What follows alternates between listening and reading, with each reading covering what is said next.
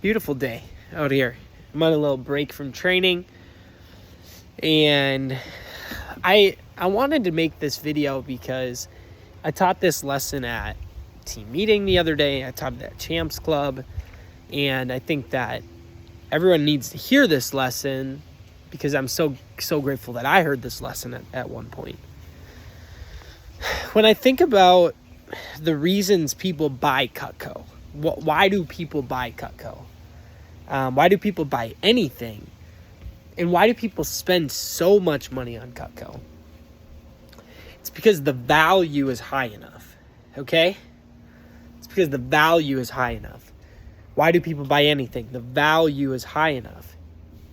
When the price is here and the value is here, what do we say in our head? That's a ripoff. When the price is here and the value's here, that's even. Yeah, maybe. But when the price is here and the value's here, that's when people buy. That's when it's a no-brainer. That's why we see people spend $3,000 on a set of knives, is because for that person, the value is high enough. So if you're watching this and you're thinking, like, I still don't get it. Like, why do people buy it? One, have you seen the presentation? Okay, well, you have. Let's say you're someone who's selling it. Well, are you someone who cooks every day? Are you someone with a full-time job? Then you won't get it. But why do people buy so much Cutco? Because the value's high enough.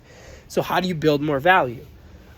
How do you build more value so more people buy? If you can understand this key concept, you'll sell more.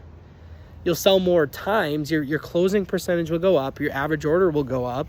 You'll get more recommendations as a result of those two things. So how do you build more value? This takes me back, I think, of when I was training for my marathon last year.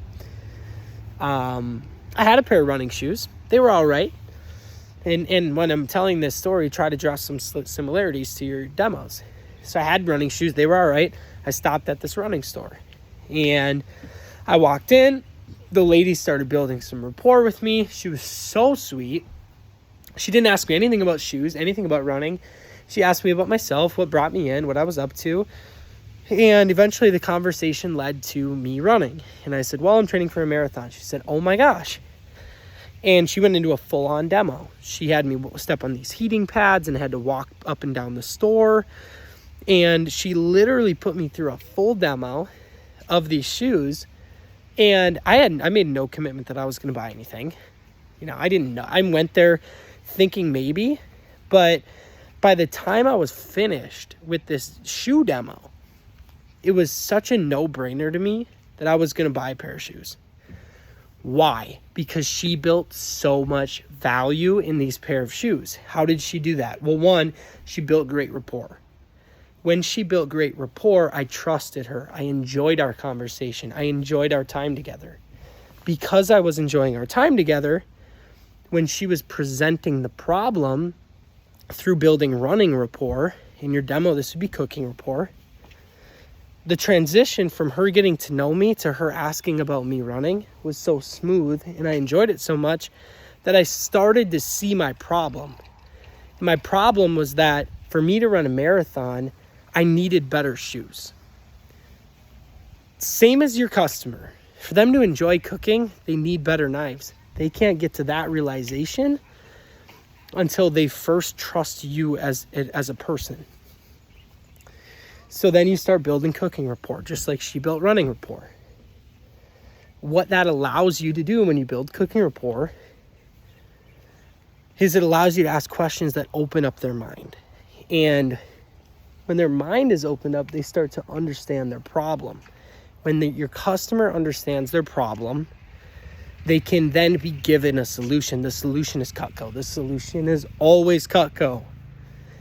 But they don't get to that point until they understand their problem first. And they don't get to understand their problem until they trust you. That's why every step of that is so important. Now, how does this all come back to building value? You could do features and benefits all day. You could do junk knives all day. But those things aren't value building until the customer first understands their problem. And their problem is they cook food with really junky knives. And that sucks. It sucks. They don't enjoy it at all. I actually had a lady, Deb, text me. She said, noticing my appointment 2 years ago, she said, no, we're good. We have knives. I said, okay.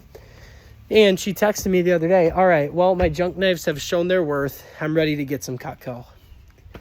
My response was like, well, it's about time. I feel bad you didn't do this 2 years ago, because now you actually get to enjoy the thing you're doing the most in your life, which is cooking food for yourself to eat. So how do you build value? How do you allow your customer to see that right away? You build great rapport. You have great cooking rapport. And then you present the problem because they trust you. And then you give them the solution. And when you do this, the value ends here and the price ends here, and you make more sales. Have more fun and you get more recs. Thank you for watching.